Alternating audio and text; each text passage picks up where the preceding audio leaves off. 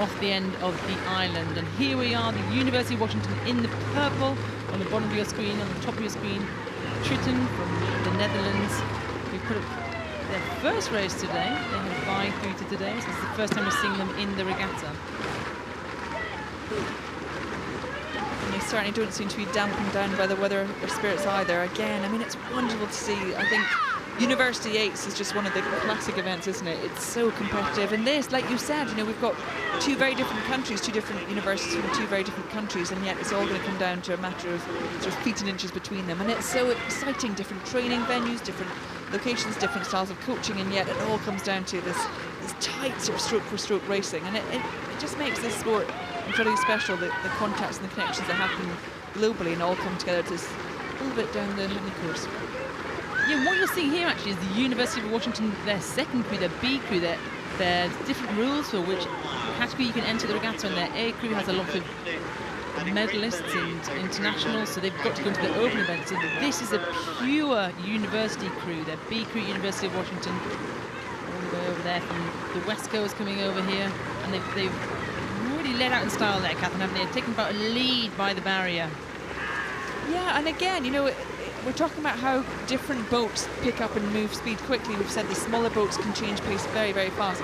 8s usually take longer, so, you know, to pull out a length of your opposition in that early part of the race is a really good commanding sort of lead, and it then makes it very hard. It's going to be hard for this Dutch crew to come back on them. But Washington will have got the break they need, and then they'll see if they can settle into that rhythm, use that length, use the power, maybe just start moving out. Probably nothing too dramatic to change the race.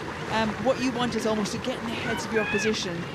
Can they still feel you? Can they still sense you're there? Because once they don't, then heads go down quickly.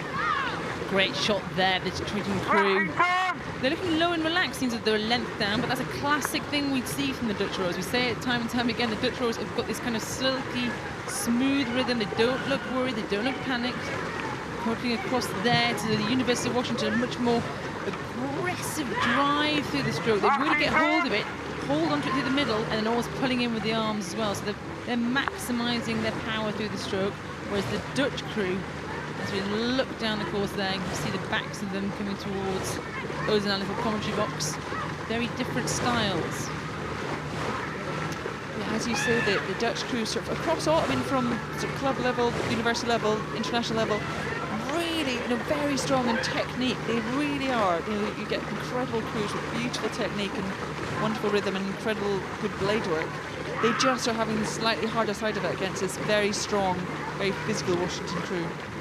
Again, another shot Triton there as we look down from the Cox's seat, Warderdam, in the coxswain seat, Prins, stroking Veruden, Lerink in the 6th seat, Simpkins, Veldman, Isis, Brzezowski and Minders up in the bow seat. And they're staying in touch again, I'd say. This is the key here. This is a one-on-one knockout race. If you can stay in touch through the middle of the race and put your other crew under huge pressure, have they gone out too hard? Can you start influencing what they do? Can you make them put in a push earlier than they wanted to and really push them to the limit?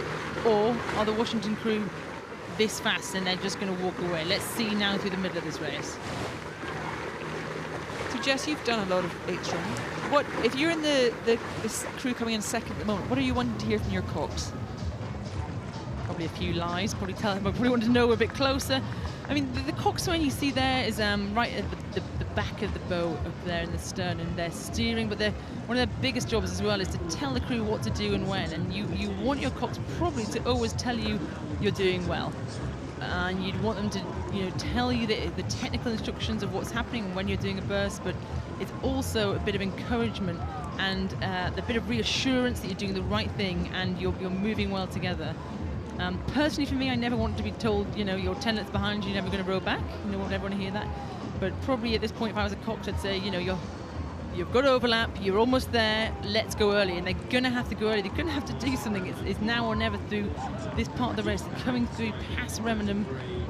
Can they stay in touch? Or the University of Washington crew here in the Island Challenge Cup University Women's 8s, are they just too strong?